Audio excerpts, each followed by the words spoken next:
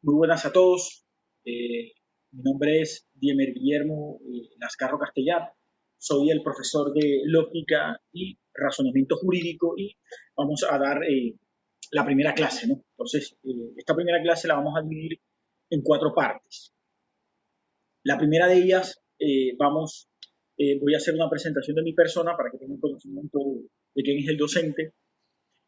En segundo lugar, voy a hacer una introducción al sílabus de la asignatura para que todos los estudiantes tengan conocimiento sobre los temas y los tópicos que vamos a estar trabajando, al igual de la literatura que vamos a estar, debatiendo y analizando a lo largo de este curso. En tercer lugar, voy a exponer las reglas del juego, es decir, cómo vamos a calificar, ¿no? Las 3 evaluaciones y diversas actividades que estaremos haciendo a lo largo de estas 16 clases. Y la cuarta parte voy a hacer una introducción de la asignatura Lógica y Razonamiento Jurídico, que valga la pena anticipar, es una forma de debate científico, se puede llamar de esta manera, es una forma de debate científico en la cual la lógica y el razonamiento jurídico se convierten en herramientas para resolver los casos de manera científica, ¿no? Dándole una especie de certeza a las decisiones y a las formas de resolver los casos en el derecho. Pues vamos con la primera de las partes. Entonces, bueno, acá en la presentación que estoy haciendo en PowerPoint, se la voy a enviar a todos. Ahora les voy a dejar mi correo anotado acá para que tengan acceso a él y cualquier pregunta que tengan, pues se las resolveré o se las absolveré. De igual manera, estas clases están cargadas en la plataforma Moodle de la universidad y ahí de igual forma se encuentran cargadas las actividades y los requisitos que se requieren para cumplir con las actividades y los trabajos que vamos a estar haciendo.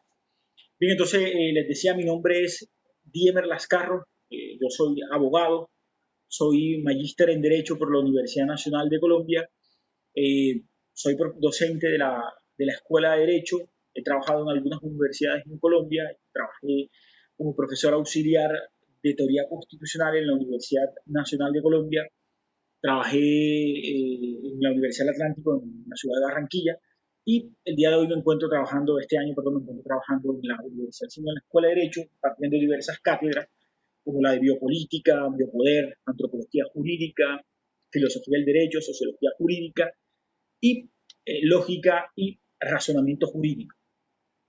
Bien, vamos entonces a la segunda parte. El sílabus de la asignatura lógica y razonamiento jurídico. Bien, bueno, acá lo estoy presentando para que tengan acceso a él. Está cargado en la primera semana de la plataforma virtual de la universidad.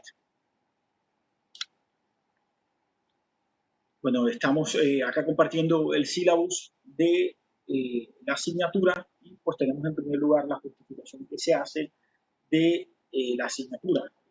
Respecto, el sílabus establece que cuando deseamos establecer una verdad, cuando queremos convencer a alguien de que nuestra posición o nuestras ideas son correctas, recurrimos a un razonamiento o presentamos evidencia que respalda nuestras opiniones. Este razonamiento o evidencia presentada con el propósito de demostrar algo es un argumento. Por supuesto, hay buenos y malos argumentos. En términos muy vagos, la lógica es la ciencia que trata de distinguir los buenos argumentos de los malos argumentos. Nótese que, a pesar de que la lógica se puede considerar como una ciencia, y en ese sentido debe cumplir con una serie de requisitos, debe cumplir de manera estricta ciertos condicionamientos, podemos llamarlos así, como la neutralidad, como la objetividad, como la demostrabilidad. Nótese que también en algunos casos suele estar cargada de algunos elementos de tipo valorativo, como decir que algo es bueno o como decir que algo es malo. Imagínense, como alguien no va a la iglesia, se podría decir que es algo malo, y cuando alguien va a la iglesia se podría decir que es algo bueno. Ese tipo de afirmaciones traen, por supuesto, a colación la fuerte contradicción que se presenta en un momento histórico de la sociedad entre lo que ustedes conocen como modernidad y edad antigua, ¿no? Entre la razón y la fe. Ese fuerte conflicto en donde la razón siempre va a estar luchando contra la fe, ¿no? Volvemos entonces al sílabus. La lógica, entendida tanto como disciplina formal como instrumento de aprendizaje de normas básicas de rigor intelectual, es esencial para la comprensión, para la comprensión de la producción, estructura y validez del conocimiento científico. La lógica y el razonamiento jurídico, ¿no?, son unas formas en las cuales el derecho logra construirse en tanto ciencia. El derecho logra construirse con un objeto de estudio claro. Nos recordemos el debate ya planteado hace bastante tiempo por Hans Kelsen al momento de establecer el derecho en tanto ciencia, ¿no? Uno de los grandes proyectos, aunque no todos, por supuesto, uno de los grandes proyectos que se van a materializar en una de sus opus magnum, de sus grandes obras, como lo fue la teoría pura del derecho, pero también en la teoría general de las normas. Bien, seguimos acá con el sílabus. La presente asignatura pretende mostrar más sistemáticamente que literariamente, la sistematicidad es un elemento de la ciencia, ¿no? Más sistemáticamente que literariamente, un brevario de las temáticas que se desarrollan en la vida cotidiana que podemos aplicar a la metodología de trabajo y que nos ayudará a resolver problemas y situaciones de una manera más lógica de acuerdo a los pasos que se deben seguir. Sin embargo, la cuestión acerca, y podemos aquí debatir un poco, empezando en el debate, el tema de la sistematicidad o de la exposición sistemática frente a la exposición de tipo literario, que recordemos que la literatura no es considerada como una disciplina, ¿no? Es una ciencia del alma, le llamaron algunos filósofos, pero no es en estricto sentido una ciencia porque no tiene los requisitos de una ciencia, ¿no? Sin embargo, este tipo de afirmaciones no podría ser tomado como fundamento o como argumento para descartar la literatura, las obras literarias, como una forma de acercarse a la lógica y al razonamiento jurídico. Aquí, por ejemplo, vale la pena mencionar los trabajos de la filósofa y escritora norteamericana Martha Nussbaum, en ya en un texto también bastante conocido en la literatura jurídica, titulado Justicia Poética. Martha Nussbaum lo que trata de demostrar es que si los jueces leen literatura, podemos tener mejores jueces. Toda vez que aquellas personas, dice la profesora norteamericana, que tienen un acercamiento a la literatura, tienen la capacidad de adquirir la empatía, es decir, la posibilidad de colocarse en el lugar del otro. Específicamente, el otro entendido en tanto víctima, el otro entendido en tanto aquel que es afectado por una situación y el otro entendido en tanto aquel que necesita, digamos, del apoyo del Estado o de la, digámoslo de manera más general, de la solidaridad, ¿no? Entonces la literatura, repito, también es un elemento que nos sirve para acercarnos a la lógica y al razonamiento jurídico sin que la lógica pierda su sistematicidad y sin que la lógica pierda su carácter científico.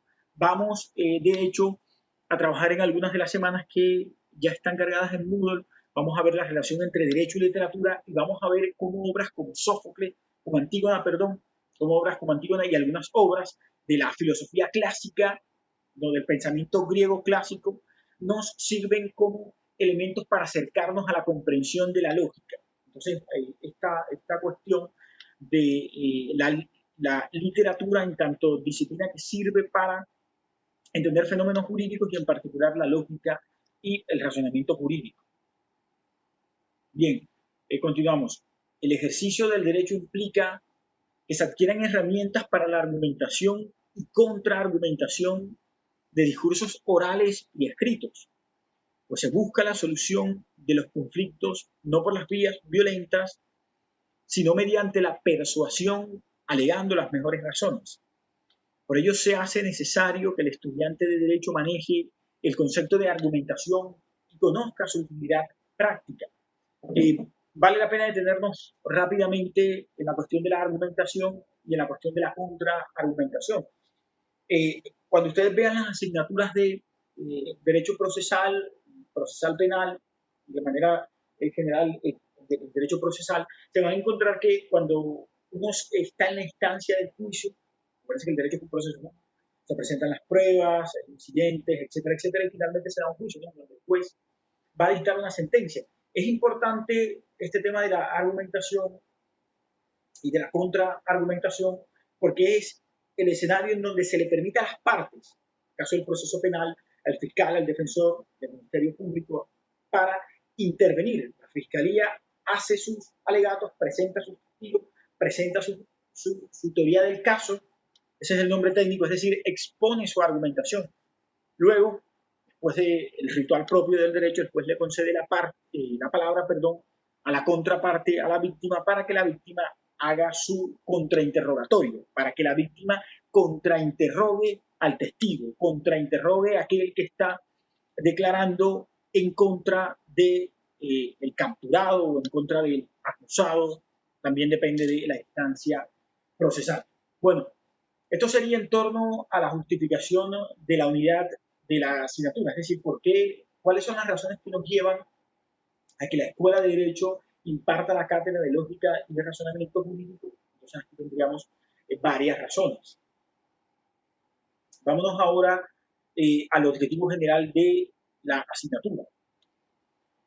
Desarrollar las capacidades analíticas y de abstracción, la intuición, el pensamiento lógico y riguroso a través del estudio de la lógica. Entonces, ya aquí vamos viendo cómo la asignatura trata de delinear o trata de conformar una forma en la cual el abogado o el jurista debe acercarse al derecho. Al momento de nosotros interpretar ese objeto de estudio, las normas jurídicas, siguiendo nuevamente aquel sen, deben haber categorías abstractas que nos permitan acercarnos a ese objeto, ¿no? ¿Cuáles son esas categorías? La abstracción, las capacidades analíticas, la intuición, el pensamiento lógico y riguroso. Tenemos aquí 4 formas o 4 elementos que vamos a estar debatiendo a lo largo de la clase. Preparar para posteriores estudios especializados, tanto en una disciplina matemática como en cualquiera de las ciencias que requieran buenos fundamentos matemáticos. De la misma manera, incentivar el razonamiento lógico matemático a través de la construcción, comprensión, argumentación y análisis de textos, ¿no? Bien, ustedes saben que cuando vean la asignatura de metodología de la investigación, lo que se conocen como los seminarios de investigación, el objetivo general es el lugar hacia donde queremos llegar. Es decir, una vez se hayan impartido las 16 horas de clase, las 32 en realidad, las 16 sesiones, perdón, el estudiante ha debido adquirir estas capacidades. Para ello es importante no solo observar las clases, sino, y esto me parece fundamental, realizar las actividades que el docente ha cargado en la plataforma virtual. Y para lograr este propósito se han diseñado 3 tipos de objetivos específicos. El primero de ellos es incentivar el razonamiento lógico-matemático, la importancia de las matemáticas en el derecho. Establecer las bases para una buena argumentación. Y 3, comprender la necesidad de la argumentación en el derecho. Metodología a seguir. Deben ser los pasos que tanto el docente como los estudiantes deben cumplir a cabalidad para que se cumplan los objetivos, el general y el específico, establecidos en el contenido programático de la asignatura. La asignatura, que se fundamenta a través del siguiente sílabus, integra el conjunto de estrategias educativas, métodos, técnicas estructuradas y organizadas con la intención de posibilitar el aprendizaje de los estudiantes dentro del proceso formativo. Lo anterior se logra mediante la dinamización y puesta en práctica de un modelo pedagógico centrado en el estudiante. Se trata entonces de la aplicación intencional de un modelo pedagógico constructivista de formación por competencias. Eso es importantísimo. formación por competencias, ojo, por competencias, no por asignaturas. Ojo, la diferencia, vamos a hacer acá un paréntesis entre la formación por competencias y la formación por asignaturas. Este modelo de formación por asignaturas era el modelo que se utilizaba anteriormente. En este modelo lo que se trataba era de hacer que el estudiante adquiriera conocimiento. Conozca derecho constitucional, conozca derecho civil, conozca derecho penal, conozca derecho laboral, conozca derecho ambiental, etcétera, etcétera. Ese es el modelo asignaturista, también le llaman algunos investigadores en la materia. Existe el modelo actual, que es el implementado por el Ministerio de Educación Nacional e incluso a nivel internacional. Este modelo, llamado, como muy bien lo establece el sílabo, modelo por competencias. Ojo, competencias. Eso hay que grabárselo, modelo por competencias. Importantísimo esto que nos establece el sílabo aquí. Este modelo por competencias, ¿en qué consiste? ¿En qué se basa este modelo? Este modelo, lo que se trata acá es de establecer 5 tipos de competencias. 5 tipos de competencias. Este tipo de competencias, este tipo entonces de competencias, acá las tenemos. Bien, este tipo de competencias, que son las que utilizadas precisamente para el examen de educación superior, el establecido por el ICFES,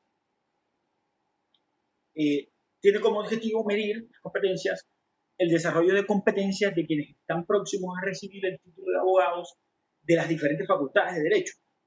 Y para lo que nos interesa en esta discusión, las competencias, acá están, son el conjunto de conocimientos, comprensiones y disposiciones cognitivas, socioafectivas y psicomotoras apropiadamente relacionadas entre sí para facilitar el desempeño flexible, eficaz y con sentido de una actividad o de cierto tipo de tareas en contextos relativamente nuevos y retadores. Ministerio de Educación Nacional, 2006, página 49. ¿Cuáles son entonces este tipo de competencias? Se han establecido fundamentalmente 5 tipos de competencias. Las competencias cognitiva, cognitivo-jurídico, la competencia investigación jurídica, comunicación jurídica, prevención del conflicto, intervención de esto, y ética y responsabilidad jurídica. Entonces, tenemos que tener presente que el modelo pedagógico, el modelo epistemológico, es decir, el modelo de acercamiento de aquel que estudia el derecho, de aquel que aplica el derecho, es a través de este tipo de modelo. Hay muchas críticas que se pueden hacer. De hecho, hay bastante literatura que plantea unos debates fuertes, muy fuertes, discúlpeme la expresión, bastante ácidos, podríamos decirlo, en torno a este tipo de modelos. Están los trabajos desarrollados ya hace varios años por Mauricio Lazzarato o por el filósofo italiano Toni Negri, cuando utilizan la categoría de capitalismo epistémico. Presupuesto de que es un modelo que intenta ensanchar el saber con el poder. Ahí intenta ensamblar saber y poder. Es decir, construir la universidad como un instrumento para la dictación de la lógica del capital. Eso por plantear, digamos, un análisis crítico. Entonces tenemos acá que el sílabo está diseñado para educar, para construir un modelo de abogado bajo este tipo de competencias, ¿no? Algún lado desarrollo un pequeño artículo que está, una pequeña investigación, con paréntesis, está en curso. Escribo un artículo, estoy escribiendo un artículo, perdón, se llama Máquinas Litigantes, ¿no? Cómo el jurista se tiene que adaptar, o más bien el jurista es esa pieza perfecta, idónea para la adaptación y la incorporación del capitalismo a una sociedad sin ningún tipo de resistencia, ¿no? Pero de eso hablaremos en otro escenario. Bien, entonces tenemos hasta acá las 5 tipos de competencias que me interesaba y que creo que vale la pena recordar. Bien, estamos en el sínops, volvemos al sínops. Bien,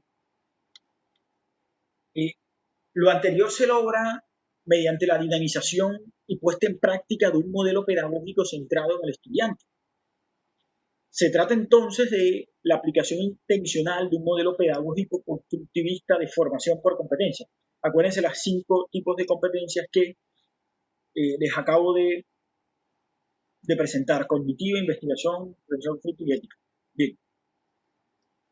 Que enfatice el aprendizaje y está orientado por un modelo pedagógico constructivista de autoaprendizaje, realizado a través de estrategias de aprendizaje, de investigación y la cultura de la participación, grupos colaborativos, mediante el uso pedagógico de tecnologías informáticas y sustentadas, eso es importantísimo, en los fundamentos y dimensiones del humano, para una formación integral y cuyo perfeccionamiento y valoración se realiza como práctica evaluativa, formativa de los aprendizajes. Esto es importantísimo, ¿no? Ojo. Acá entonces tendría... continuamos. De lo anterior, el profesor no debe limitarse a enseñar lo que sus alumnos son capaces de aprender de forma autónoma por sí mismo, sino que debe utilizar las mediaciones e interacciones entre profesor, estudiante y compañeros para estimular el pensamiento e impulsar un nuevo estadio de desarrollo correspondiente a aprendizajes más complejos. Se trata, como lo pueden anticipar, de una participación entre el estudiante y el profesor. Por supuesto, esto en este tipo de asignatura trae algunos retos, ¿no? Y es que ustedes ven las clases y después se comunicarían conmigo, porque para eso tenemos la virtualidad como una forma de comunicación, ¿no? Una presencia ausente, decía el filósofo francés Etienne Balibar, a propósito de la virtualidad. Se ha podido demostrar, seguimos acá, que el estudiante aprende más eficazmente cuando lo hace en forma colaborativa. En últimas, la perspectiva constructivista del aprendizaje está centrada en la persona y en sus experiencias previas. Esto significa que se centra en el aprendizaje y en la actividad que despliegue el estudiante en su proceso formativo bajo el acompañamiento y la orientación del profesor. Acá de lo que se trata, entonces, es de estudiar, de acercar al estudiante no solo al conocimiento, lógica y razonamiento jurídico, sino también de establecer y entregarle las bases necesarias al estudiante para que se adecue al nuevo entorno de la educación actual, de la virtualidad, es decir, del modelo por competencia, ¿no?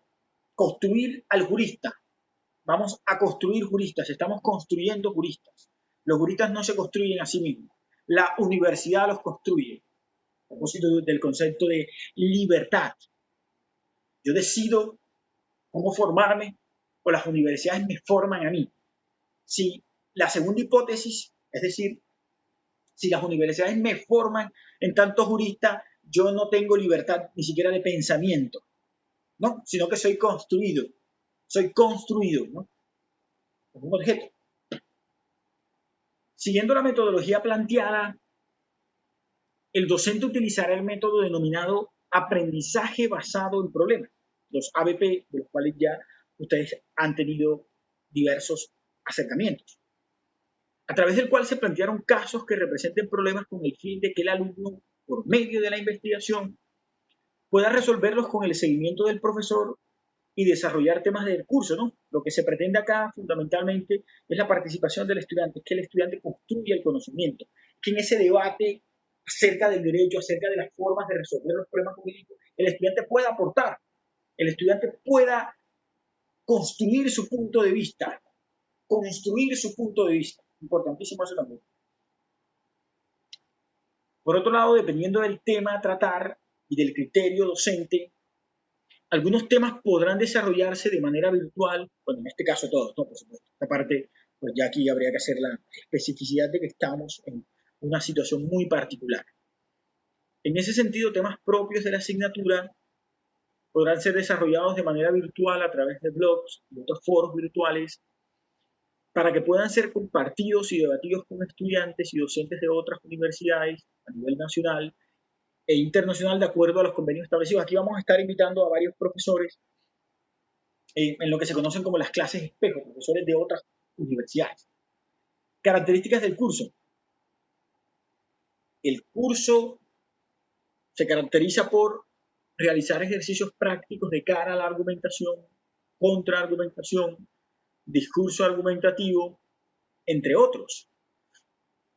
Y como forma entonces, o como estrategia, o como modelo pedagógico para lograr que el estudiante interiorice este tipo de conocimientos propios de la lógica y del razonamiento jurídico, entonces se han planteado unas estrategias pedagógicas que también corresponden a este nuevo modelo jurídico, el modelo por competencia, que es el modelo en el cual la universidad está haciendo un gran esfuerzo para que el estudiante comprenda este modelo y entienda el derecho a partir de este modelo pedagógico.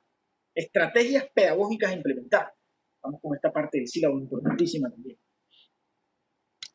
Coherente con el ideario institucional y los lineamientos establecidos en el modelo pedagógico institucional de la universidad, la presente asignatura toma de estos su fundamentación pedagógica, basada así en un enfoque pedagógico competencial, del cual ya hablamos, el cual es asumido de manera integrada desde lo pedagógico y didáctico, siguiendo los principios del constructivismo, la evaluación como práctica formativa y la investigación educativa para la innovación. El constructivismo aparece nuevamente como ese esquema o como ese conjunto de conocimientos entonces que permiten tener un método para entender el conocimiento amplio del derecho al cual constantemente nos tenemos que acercar en diversos escenarios, en los escenarios administrativos, pero también en los escenarios judiciales y por supuesto en este escenario que sería el escenario académico, el escenario de la universidad. Consiguiendo así una formación centrada en lo fundamental y básico de las profesiones.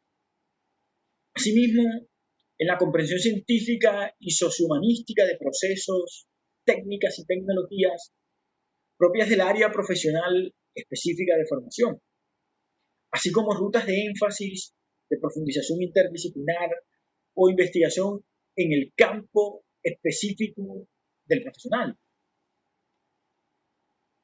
Con fundamento en lo planteado en los distintos niveles curriculares y en medio de un contexto de reflexión-acción, de transformación de contextos y de la construcción de un hombre integral en el marco de la docencia, de la investigación formativa, es así como se asume un diseño y desarrollo curricular por competencias basado en estrategias contemporáneas tales como vale la pena acá detenernos y mirar que entonces la idea de la cientificidad en el cual está enmarcada y en el cual está ensamblada la lógica jurídica no descarta entonces la literatura de lo cual estuvimos hablando acerca de las relaciones y las diferencias entre la sistematicidad propia de la ciencia y el carácter literario. Vemos acá que aparece un nuevo elemento que es el elemento humanístico. Se trata entonces de construir un ser humano integral. La humanidad hace parte de esa integralidad, ¿no? Entonces, la lógica no puede tornarse como un discurso despiadado. La lógica jurídica y el razonamiento jurídico no pueden entonces convertirse en ese fundamento propio del positivismo jurídico bajo un lema que se utilizó mucho en una de las grandes desgracias del pensamiento jurídico y filosófico occidental, como fue el nacionalsocialismo, bajo la idea de que la ley es la ley. Entonces, independientemente del contenido de la ley, por el mero hecho de ser la ley, eso se debe cumplir. Vemos acá todo un debate que plantea el constitucionalismo con la incorporación de los principios, con la creación de tribunales constitucionales y de nuevos estándares de interpretación, como lo son los derechos fundamentales. La lógica y el razonamiento jurídico, vale la pena enfatizarlo, tienen entonces unos límites. Los límites son los derechos fundamentales y de manera amplia la constitución política, tal y como lo establecen diversas normas de nuestra constitución del 91. Bueno, ¿qué tipo de actividades vamos a trabajar? Que repito, ya están cargadas en la plataforma virtual para que ustedes empiecen desde este mismo momento a realizarlas en estas 16 clases que vamos a estar dando. Tenemos las clases magistrales, que en todas las 16 clases van a ser magistrales, teniendo en cuenta la modalidad de esta asignatura. Vamos a tener algunos pequeños videos que van a ser exposiciones individuales, que cada uno de ustedes va a hacer talleres grupales o individuales, en este caso van a ser individuales, análisis jurisprudencial y doctrinal, derecho comparado, importantísimo eso, debates y conversaciones, situaciones problemáticas, situaciones, simulaciones de casos, trabajos investigativos y ensayos, aprendizaje basado en problemas, los ABPs, y dentro del componente de internacionalización se podrán llevar a cabo las siguientes actividades: clases de espejo, videoconferencias, profesores invitados estructurales, profesores invitados aleatorios y bibliografía en segundo idioma. En este caso no vamos a utilizar porque de por sí la asignatura de lógica y razonamiento jurídico es una asignatura compleja de entender en nuestro idioma, no en el idioma. Imagínense leerla en inglés, es mucho más complejo, ¿no?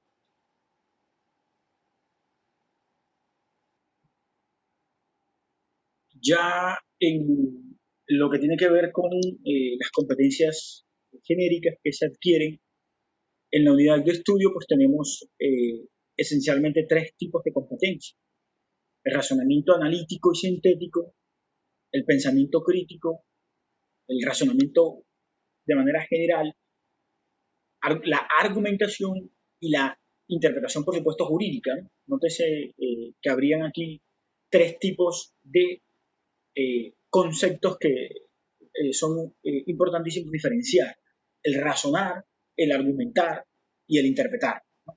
Vamos a estar refiriéndonos a eso un poquito más adelante. Bien, bueno, competencias en cuanto al saber, en cuanto al hacer, en cuanto al ser. Solamente voy a mencionar algunos para ya ir avanzando e incorporándonos en lo que nos corresponde en la asignatura. Respecto al primer tema, por supuesto. Bueno, el manejo de la relación entre lógica y lenguaje, conocer los fundamentos de la lógica como disciplina argumentativa, comprender las bases de la validez deductiva, nótese ya las categorías que estamos utilizando, identificar y construir proposiciones y argumentos, dos conceptos también, lógica proposicional y las reglas de inferencia, falacias principales, lógica jurídica, lógica deóntica, lógica jurídica en la actividad del derecho. Y ahí tenemos categorías que vale la pena ir anotando para luego entrar al desarrollo, al debate y al estudio profundo de esto. En cuanto a las competencias del hacer, tenemos entonces que debe haber una participación activa en las clases. En este caso, pues, se debe hacer a través de las plataformas, teniendo en cuenta la situación particular que estamos viviendo en nuestros días. El conocimiento adquirido es expuesto por los estudiantes a través del discurso en el proceso de aprendizaje. Aquí habría que agregar de manera virtual, por supuesto. Sustentar análisis de documentos académicos, interpretar y comprender el contenido de posiciones y escuelas filosóficas, el justnaturalismo, el justpositivismo, el justrealismo jurídico, el neoconstitucionalismo, el nuevo constitucionalismo latinoamericano, las teorías críticas del derecho, ¿no? Diversos movimientos filosóficos que vamos a estar trabajando en este curso. Esto es, también vale la pena resaltarlo, la consulta de bases de datos y diferentes fuentes bibliográficas para el complemento de su información. Es decir, que el estudiante no solamente se quede con la exposición que haga el profesor, que el estudiante vaya a internet, consulte libros, consulte tesis doctorales, consulte información y vaya investigando desde ya, que el jurista tiene que ser un investigador. Ese es el postulado de la educación por competencia, ¿no? No hay que perderlo dentro del horizonte de la educación superior hoy en día. Y finalmente, respecto a las competencias del ser, bueno, cumplir con la entrega de las actividades y las tareas encomendadas como una forma, si se quiere, de construcción de responsabilidades, una forma de construcción de la ética del estudiante, ¿no? Propiciar el respeto, bueno, esta vale la pena mencionarla, y el manejo adecuado de la información, procurando dar los créditos, no las citas. Ojo con las citas. Si vamos a hacer un trabajo dentro de las 16 semanas, es importante citar a los autores que nosotros consultemos, porque el plagio tiene responsabilidades de tipo jurídico, que desde ya debemos tenerlas presentes. Bien, vamos ahora al contenido como tal. Las anteriores fueron las estrategias y las competencias que se pretende adquiere el estudiante a lo largo de estas clases. Y vamos ahora entonces a dar a los temas que vamos a estar trabajando para luego pasar a la tercera parte que, como ya lo habíamos mencionado, tiene que ver con el primer tema, que sería justamente este del cual voy a. Entonces, está dividida de la siguiente manera la asignatura lógica y razonamiento jurídico en 1, 2 y 3 unidades, ¿no? Cada unidad tiene en promedio entre 3, 4 o 5 semanas, ¿no? Digamos que hay bastante tiempo para profundizar y sobre todo para hacer bastantes actividades. Entonces la unidad 1, que es esta, que es los fundamentos teóricos de la lógica, contiene 3 semanas, es decir, en este caso 3 clases, la clase de hoy y las 2 siguientes. Esta unidad tiene como objetivos identificar los componentes básicos del curso y su objetivo de estudio, que es lo que hemos estado hablando el día de hoy. No, ya empezamos con esta parte.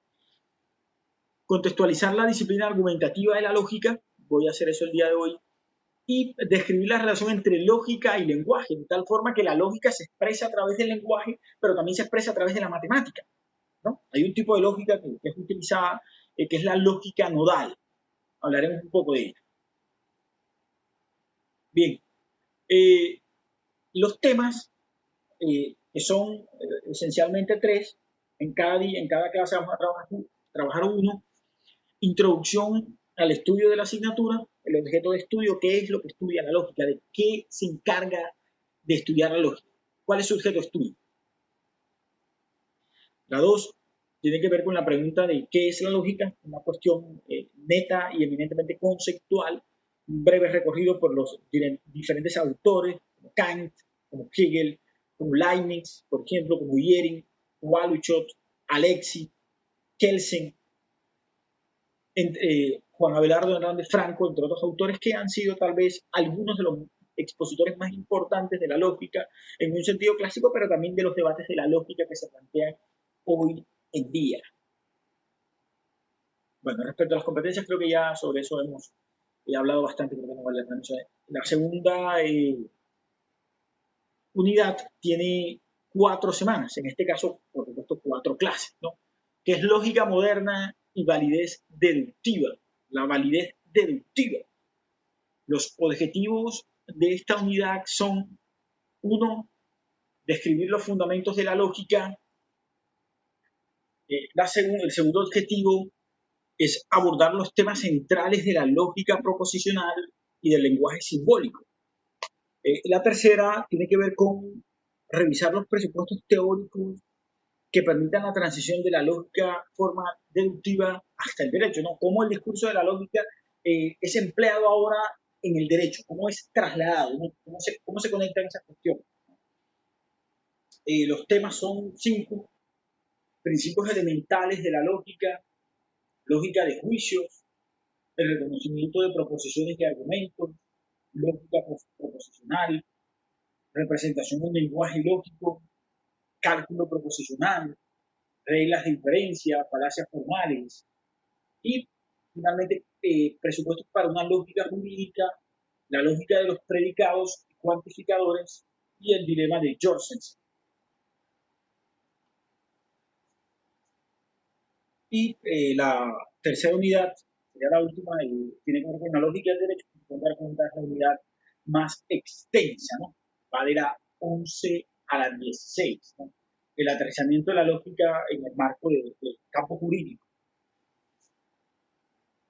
Esta tiene como objetivo identificar los elementos básicos de la interacción entre lógica y derecho, describir la existencia de un enfoque y concepción formal de argumentación en el derecho que proviene de la validez deductiva, y reflexionar acerca de la importancia de las simetrías teóricas revisadas en el curso para la formación jurídica. ¿Qué temas vamos a trabajar ahí? Lógica jurídica y lógica deóntica, diferencia esencial y fundamental. El silogismo jurídico, importantísimo en el marco del siglo XIX y el siglo XX.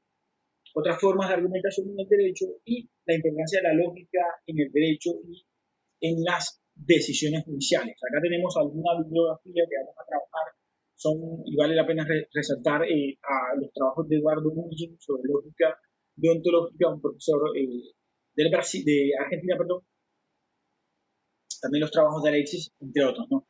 Bueno, acá tenemos cómo vamos a trabajar esto, ¿no? El primer corte tiene un valor, esta será la tercera parte de la clase, ¿no? El primer parcial tiene un valor del 60%, ¿no? Vamos a hacer dos notas de seguimiento que ya están cargadas en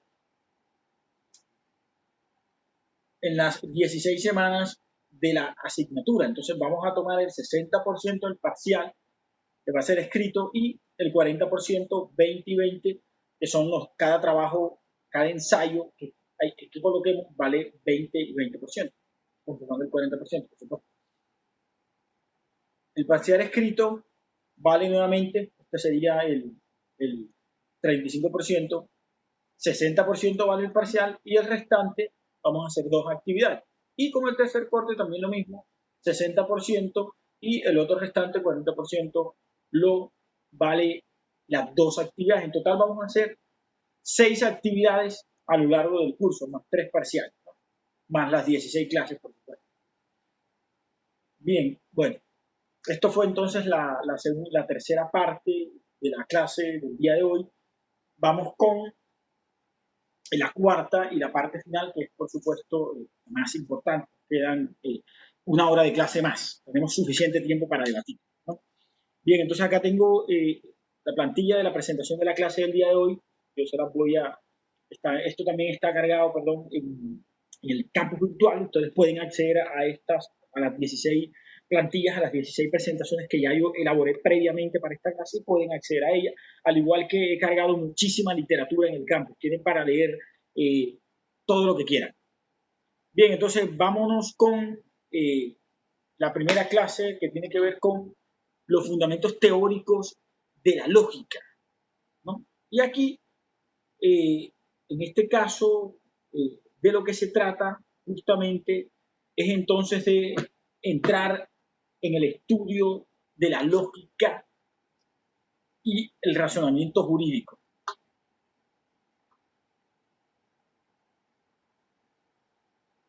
Bien, fundamentos teóricos de la lógica. Bueno, tenemos acá varias cosas para debatir, o hay muchos, digamos, muchos puntos que se plantean sobre el debate acerca de en el derecho se razona, podemos empezar con esta pregunta para ir entrando ya en materia. En el derecho se razona a partir de la intuición, es decir, a partir del aspecto psicológico, o en el derecho, por el contrario, es una pregunta para que pensemos un poco, o en el derecho más bien se razona a partir de la ciencia, a partir de categorías conceptuales previamente establecidas. Silogismo jurídico, derechos fundamentales. Explico el siguiente caso, ¿no?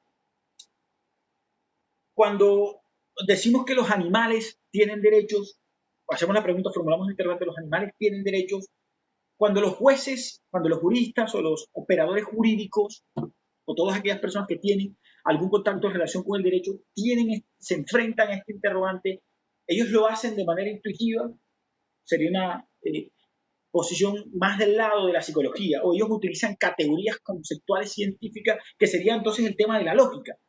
Por eso el debate acerca de la solución de los casos entonces está colocado en un intersticio, en toda la mitad, de si los abogados resuelven a partir de la intuición o si los abogados resuelven a partir del razonamiento jurídico, según las investigaciones presentadas por el profesor Juan Abelardo Hernández Franco en algunos trabajos como Lógica y Argumentación Jurídica, Mente Jurídica y Razonamiento Jurídico y otros publicados por la Universidad Panamericana en México. Él dice que los abogados resolvían casos, incluso los resuelven a partir de la intuición.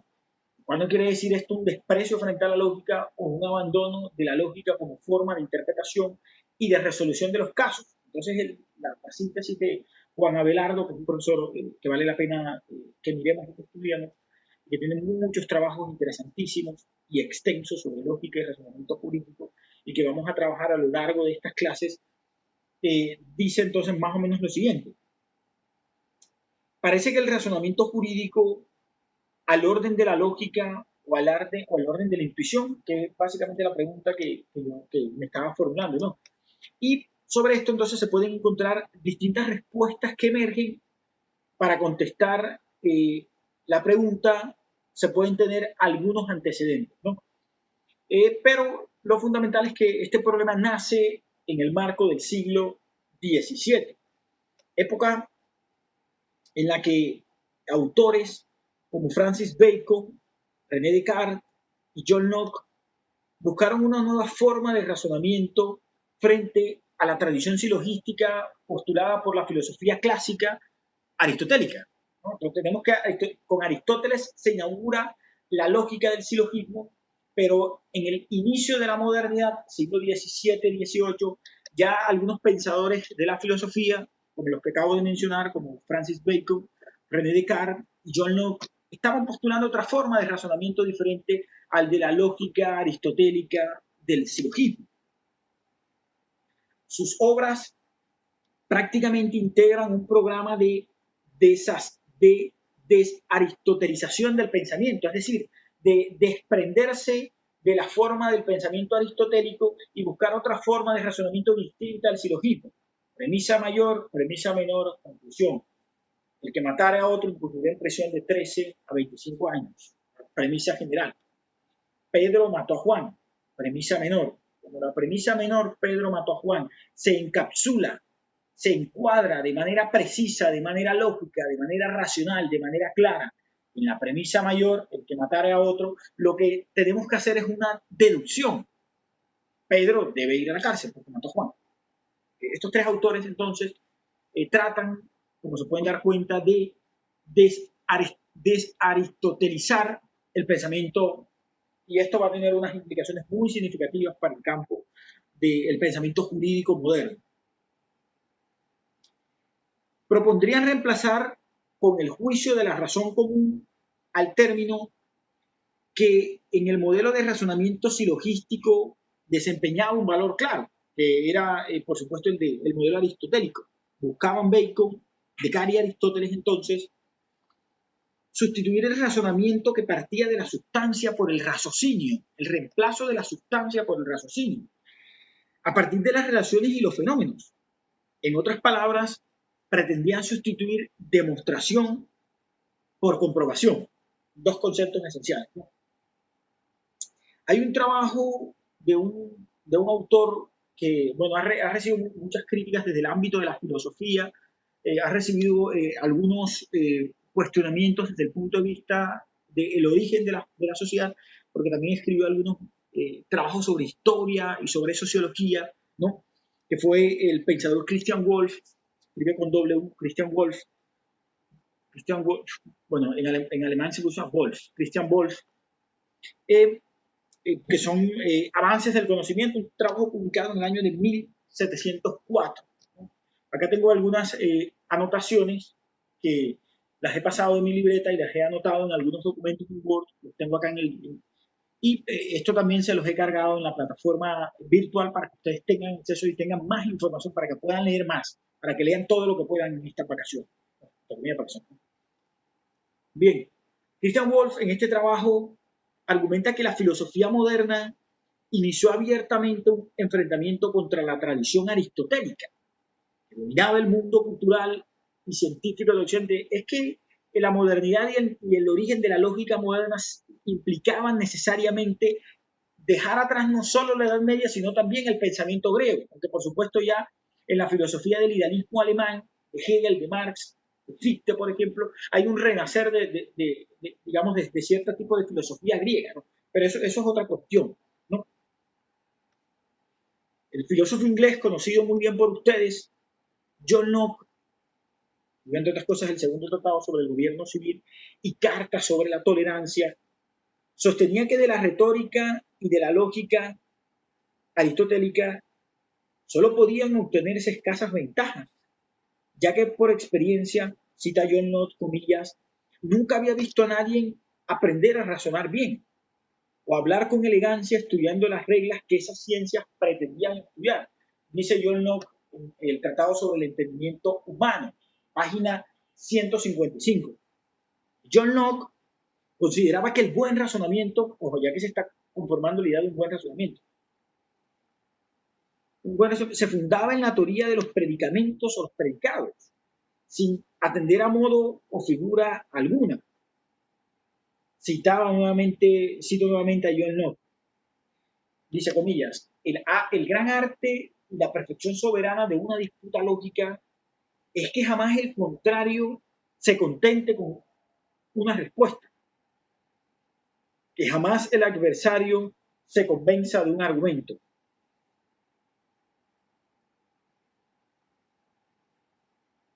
Continúa esta cita de John Locke, está en el tratado sobre acá algunos lo traducen, en la traducción de Rafael Lazareta, publicada por Acá en Madrid en 1986, páginas 244 y 245, es traducida como Tratado sobre la Educación.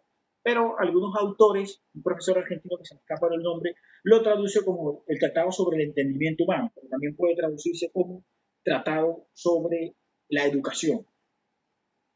Y continuar con una cita de John Locke que me parece que nos aclara un poco la cuestión, cuando dice, para descubrir la verdad y no para defenderla, es preciso recurrir a un examen serio y atento de las cosas mismas, y no a términos artificiales, a vanos procedimientos de argumentación. Ojo, aquí vendría el concepto de retórica, no es convencer, es buscar la verdad. Ojo, la lógica entonces tiene un compromiso necesario con la verdad.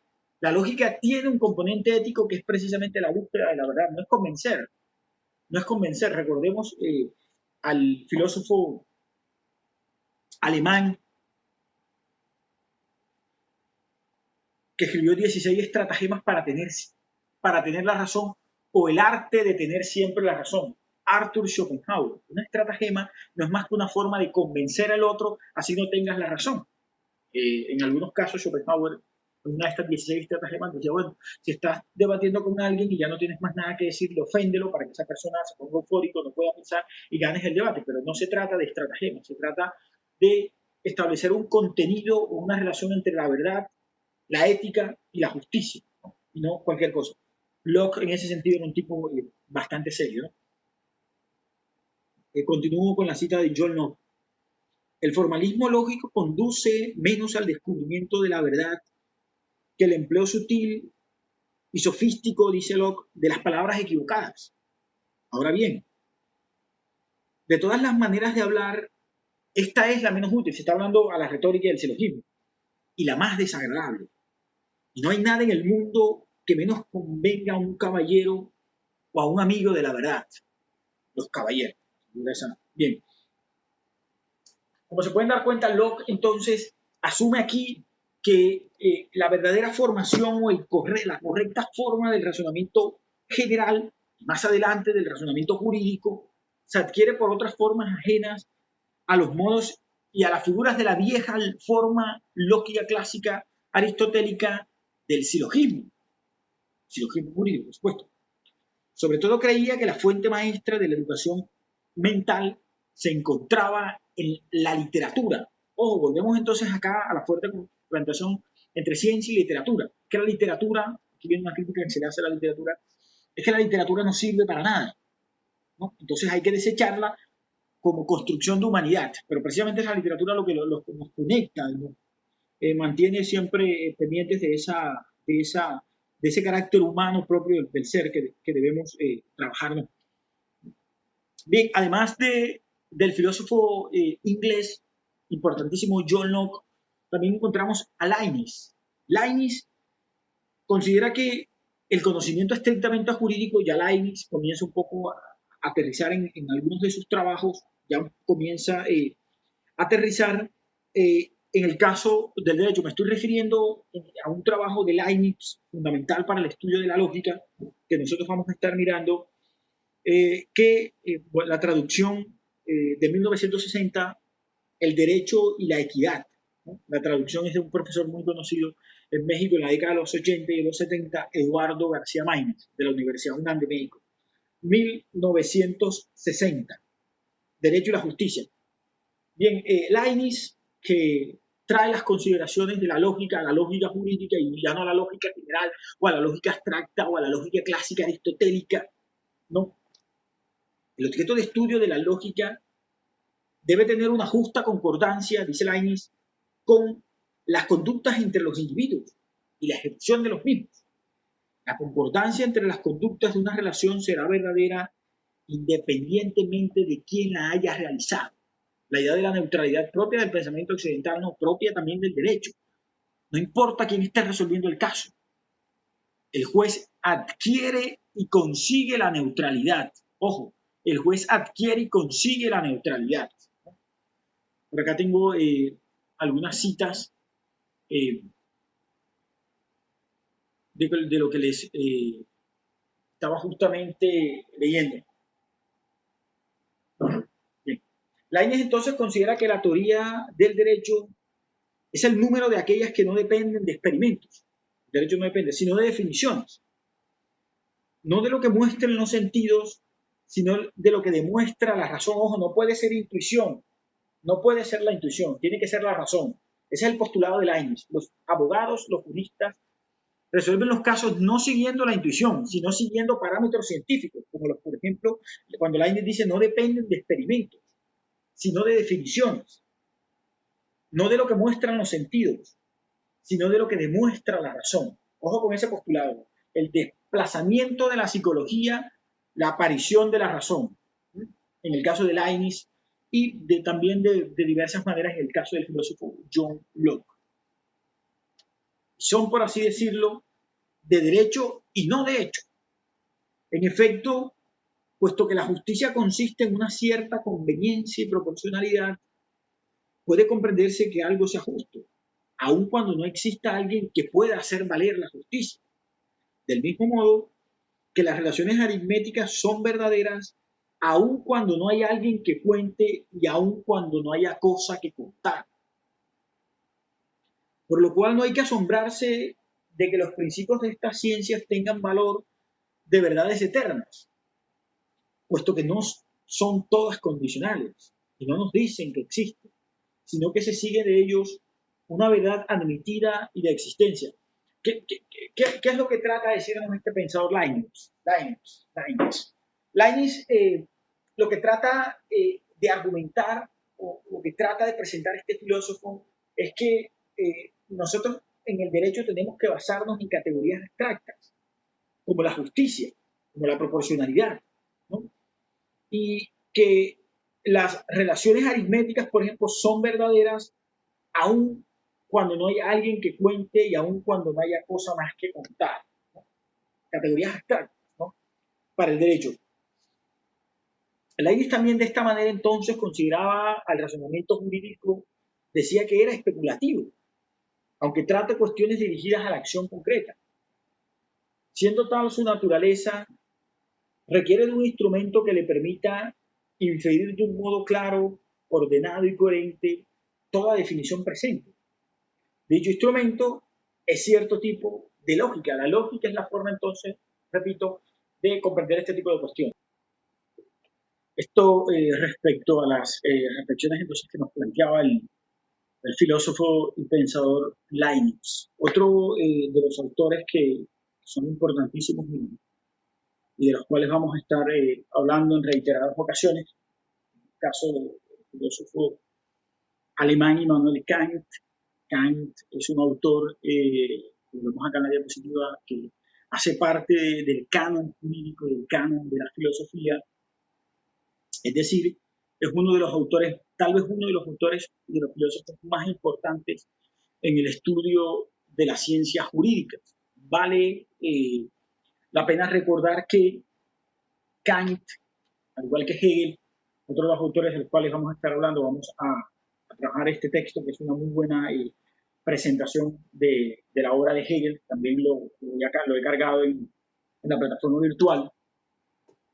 Kant, recordemos, fue aquel autor que le permitió a Kelsen construir la teoría pura del derecho, bajo la distinción entre el ser y el deber ser, ¿no? Que Kelsen utiliza precisamente para tratar de darle cientificidad y sobre todo sistematicidad a la teoría pura del derecho. Incluso la idea de norma fundamental tiene un fuerte componente kantiano. Entonces, Kant, en varias de sus investigaciones, por ejemplo, en Lecciones de Lógica, que es uno de los trabajos que más es utilizado para hacer estudios y reflexiones sobre la lógica, el filósofo alemán va a plantear algunas distinciones y algunas conceptualizaciones que nos interesan en la materia. El origen entre lógica y psicología, que es lo que tratamos de escribir, el derecho se responde por intuición, psicología, o se responde por lógica, ciencia, racionalidad.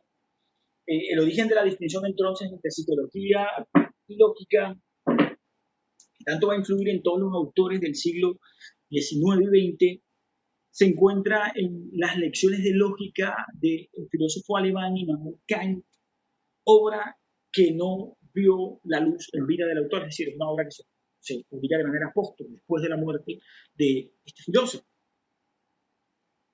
Sostenía en este texto que en cuanto a ciencia de las leyes necesarias del pensamiento, la lógica, dice Kant, son las leyes necesarias del pensamiento, sin las cuales no tiene lugar uso del entendimiento y de la razón, y que constituyen por consiguiente las condiciones bajo las cuales el entendimiento puede y debe concordar únicamente consigo mismo. La lógica es empero un canon, es decir, algo que se vuelve estrictamente necesario para poder acceder al conocimiento científico. Ojo, aquí ya entonces con Kant comenzamos a delinear el concepto de la lógica entendida, según este pensador, como aquella que nos permite determinar y establecer cuáles son las reglas del pensamiento.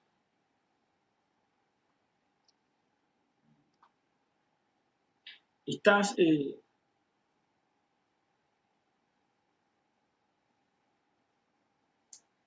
bien, en cuanto al canon del entendimiento y de la razón, no le está permitido pedir préstamo a ningún principio de la ciencia ni de la experiencia alguna.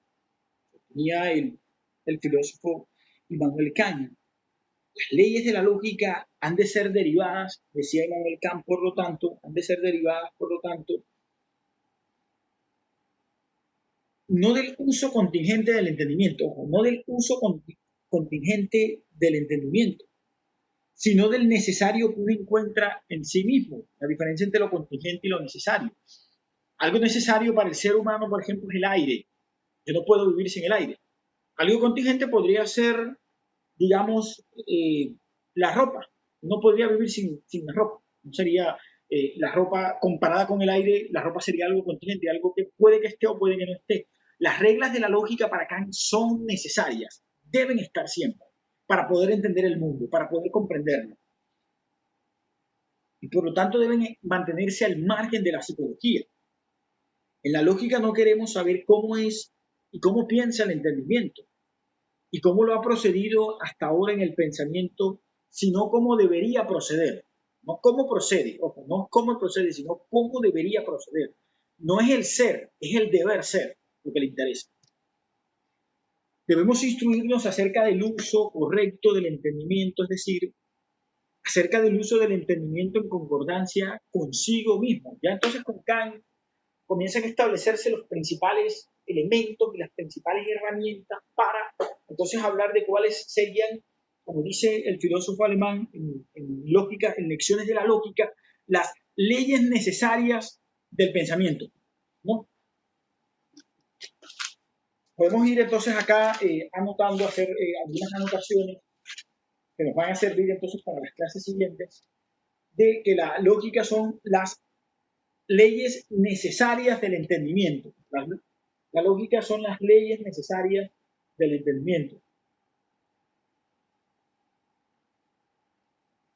Y entonces tenemos con Kant una definición acertada y clara de lo que sería la lógica. Ahora tendríamos que preguntarnos cuáles son esas reglas necesarias del entendimiento. ¿Cuáles son las reglas necesarias del entendimiento? Pero ya tenemos un concepto vago, tenemos un concepto abstracto, tenemos un concepto general que nos plantearía el filósofo alemán. Bueno, hasta ahora entonces hemos hablado un poco de Leibniz, hemos hablado un poco de John Locke y hemos hablado un poco de Hegel. Leibniz, Locke y Hegel. perdón, Hegel no, Kant.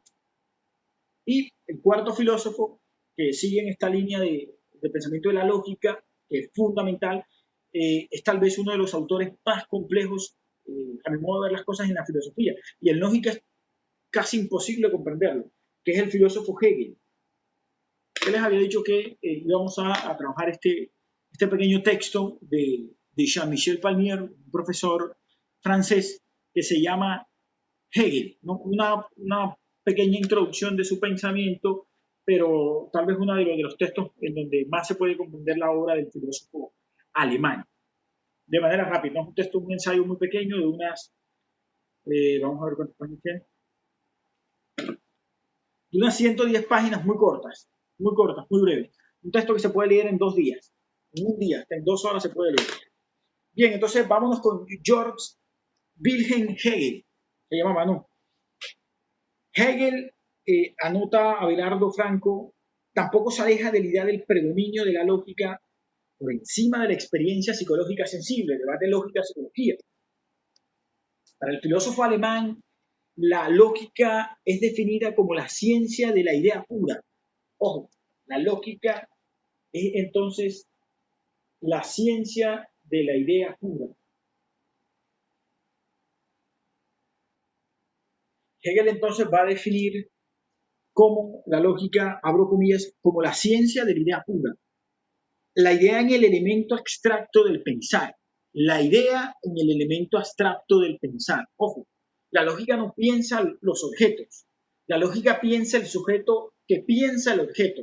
Kant lo formularía en la crítica de la razón pura como la idea de que la razón, el entendimiento y la lógica no pensarían los objetos, no pensarían a las normas jurídicas, no pensarían el Estado en tanto tal, pensarían más bien cómo el sujeto piensa el objeto, cómo el sujeto, cómo el jurista piensa el objeto, la capacidad de la razón. ¿Cuáles son esas reglas? ¿No?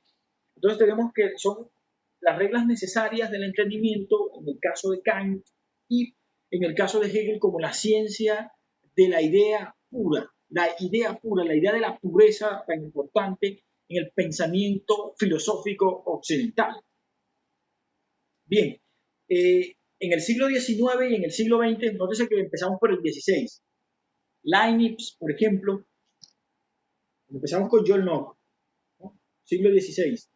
Nos fuimos luego a Leibniz, nos fuimos luego a Kant, es importante que tengan claro este recorrido, y nos fuimos a Hegel, ¿no? Luego ya avanzando en el siglo XIX y XX, hubo una fuerte inclinación a pensar que era posible describir los procesos del pensamiento psicológico por medio de la lógica. Ahora entonces la psicología en el siglo XIX y XX se tomaría la posición de que es posible pensar la lógica desde la psicología. ¿Cómo podemos hacer esto? ¿Cómo podemos hacer esto? Se consideraba que los mecanismos del pensamiento, además de ser descritos, eran prescritos, modificados y regulados por la lógica misma, en lo que llegó a ser concebida como una ciencia de las leyes del pensamiento. Los 4 grandes filósofos que hemos mencionado rápidamente. Y en el año de 1854, mitad del 19, el investigador George Boole publicó su libro Una investigación acerca del pensamiento del derecho, en el cual sostenía que las leyes del pensamiento eran esencialmente algebraicas. Algunos autores incluso afirmaron que la lógica debía ser considerada como una rama de la psicología. Ojo, entonces ahora que tenemos que en este siglo la lógica era una rama de la psicología.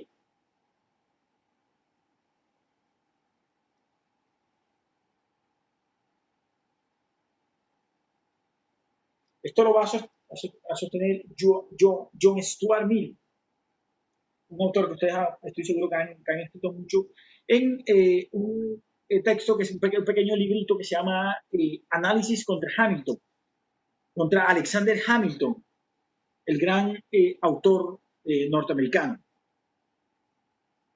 Y sostenía entonces que la lógica no es una ciencia distinta a la psicología y está coordinada por esto, ¿no?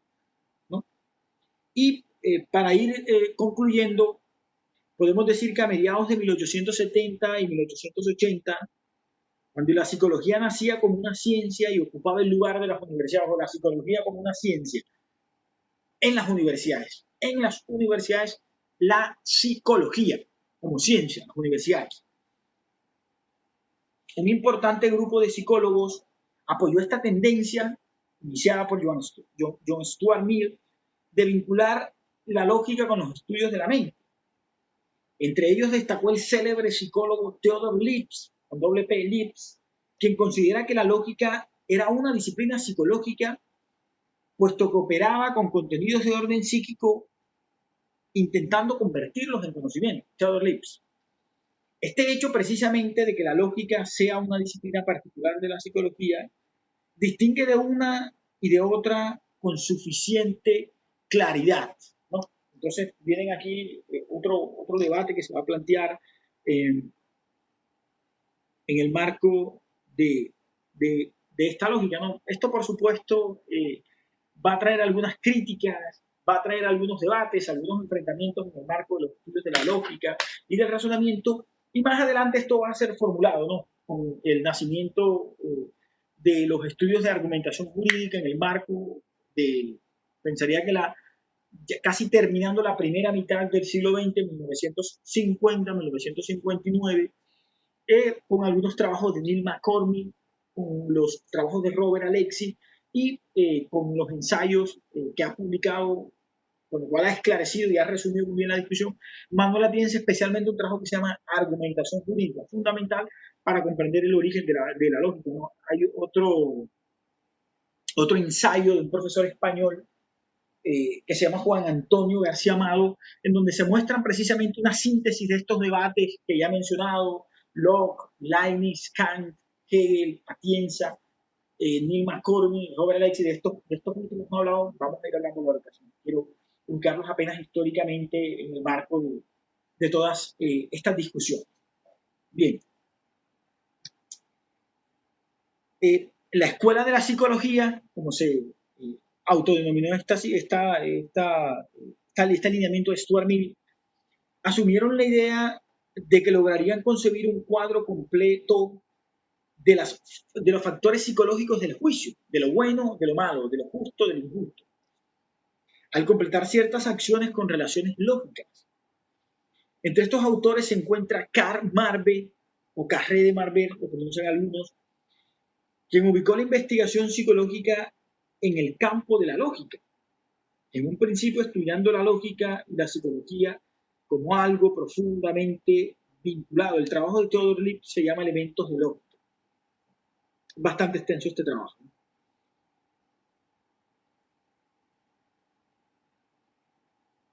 Bien, y finalmente, para ir concluyendo, Hermann Lutz, en su lógica, distinguió el acto psíquico de pensar, el cual solo acontece en un determinado hecho temporal. Bien, vamos a ver en estas diapositivas, en la presentación que les he cargado en una plataforma virtual, cargué un pequeño video que vamos a ver acá, como para dinamizar un poco la clase, de una profesora de la Universidad UNAM de México, en donde nos muestra la importancia de la lógica jurídica.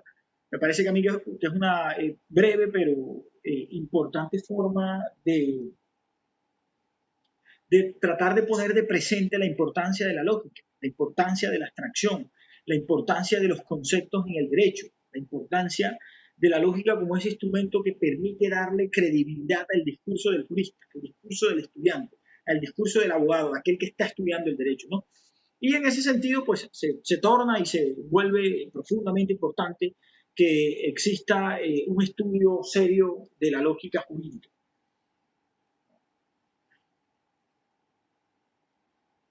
Estas son algunas diapositivas del trabajo que estoy utilizando.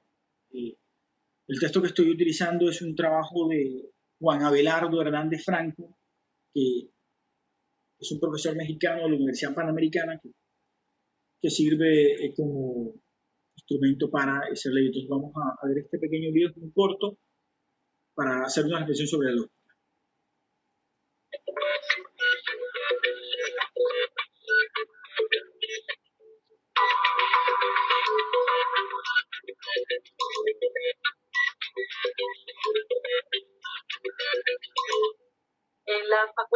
Derecho de la UNAM han tomado una decisión muy relevante, que es la de hacer obligatoria la materia de lógica jurídica. No es relevante porque yo la imparte o me guste mucho la lógica, sino porque me parece fundamental para la formación del jurista. Tradicionalmente, la lógica se enseñaba en la educación básica, en la preparatoria, pero es una disciplina que se ha dejado de enseñar. Y sin embargo, para el jurista, para el abogado, no importa en qué área se desempeñe, es extraordinariamente relevante que conozca los rudimentos de la lógica formal al menos. Pues esta iniciativa ha tratado de que los alumnos se introduzcan en los fundamentos de la lógica proposicional para que puedan entender o comprender a través del lenguaje qué les están diciendo los otros. Si el mensaje que le envía su contraparte, si el que le solicita un consejo, le está diciendo algo que está bien, que es válido lógicamente. Y gracias a estas disciplinas y al estudio de la lógica, al igual que apoyado en las de la argumentación, conociendo y aprendiendo a distinguir las falacias, pueden reconocer cuando una persona está tratando de inducirse al error o al engaño. Por otra parte, la lógica jurídica no se constriñe nada más a este tipo de lógica, porque al derecho es aplicable otros tipos, otras formas de lógica mucho más desarrolladas. Así, por ejemplo, llegamos a un punto esencial, que es el que es desarrollado en la segunda mitad del siglo XX. En 1951, Georg Friedrich Conrad, un filósofo finlandés, dio las bases o sentó las bases para la disciplina que se denomina lógica deóntica y que aún sigue en ciernes. La idea de la lógica deóntica es aplicar una lógica especial al análisis de las relaciones entre las normas. De esto se han desarrollado distintos tipos de lógica, se han realizado muchas críticas, es una disciplina aún en desarrollo. Pero cuando nosotros hablamos del estudio de la lógica jurídica, estamos pensando en preparar al abogado para poder entender el mensaje que otras personas están dando. No quiere decir que no puedan comprender el lenguaje en sí, sino que van a poder identificar los errores en el razonamiento de los terceros y formalizar un razonamiento válido mucho más importante y mucho más claro, que los va a permitir, por ejemplo, ganar un caso. La lógica deóntica para lo que sirve básicamente es para ayudarnos a identificar cuando hay problemas. Está basada en la idea de que podemos distinguir los operadores básicos normativos. Estos operadores básicos son los que están relacionados con el deber ser, la obligación, la prohibición y la permisión.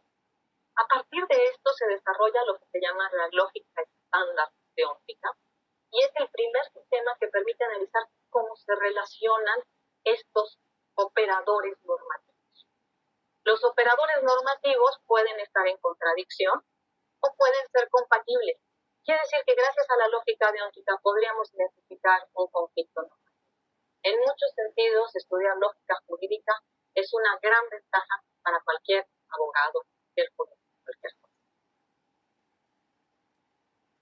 Bien, bueno, con esto podemos dar por concluido la clase.